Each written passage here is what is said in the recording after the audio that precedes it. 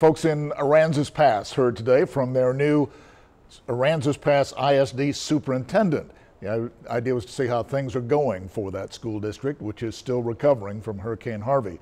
That city, of course, suffered millions of dollars worth of damage when Harvey came barreling through. The new superintendent, Kara Cook, says the district will be adding a new elementary campus and is working on a new sports complex. She says one of the most important opportunities, though, involves that community's now booming oil and gas industry.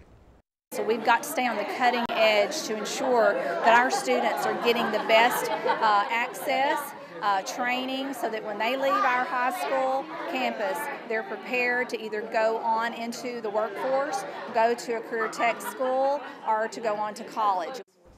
And she says the goal is to encourage students to stay in the area and help create a strong local workforce.